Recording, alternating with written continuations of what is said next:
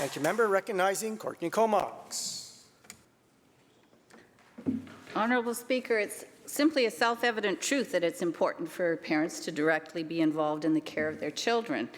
More important to this House, Mr. Speaker, is that government support our most vulnerable children and families.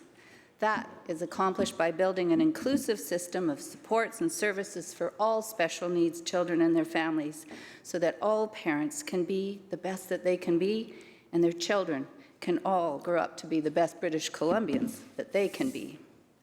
For parents and caregivers raising special needs children, coping alone to meet their challenges is stressful and exhausting, and when they face barriers to having those challenges recognized and are denied supports and services available to others, frustration and despair is their daily bread.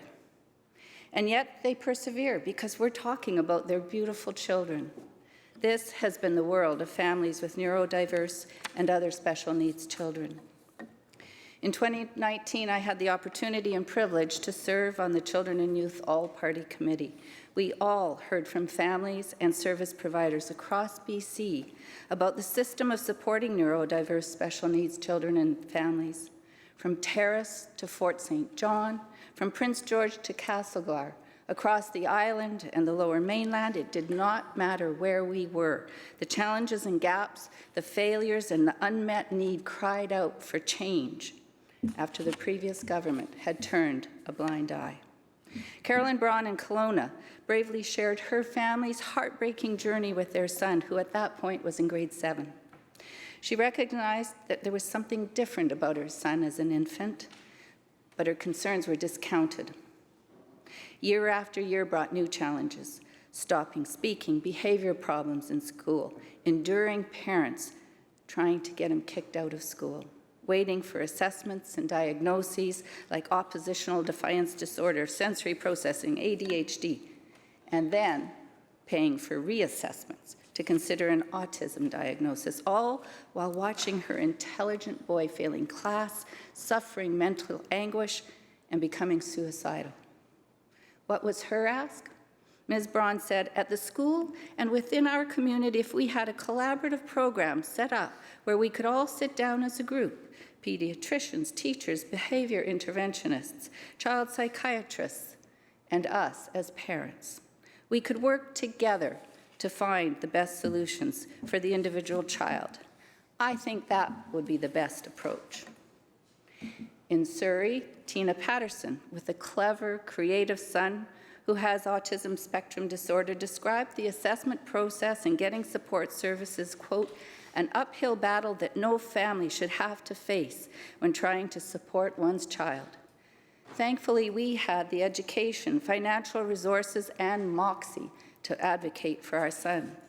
Sadly, this is not the case for all children in BC, end of her quote.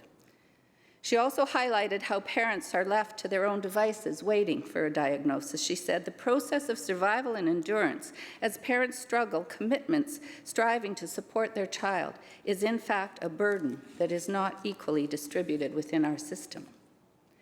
How did we get to this devastating point?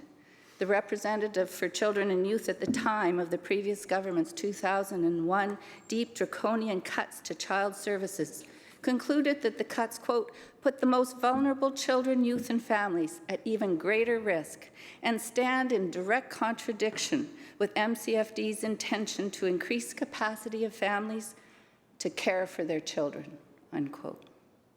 The All-Party Committee recommended changes to better serve the needs of neurodiverse special children, and the ministry in its own review with some 1,500 submissions agreed.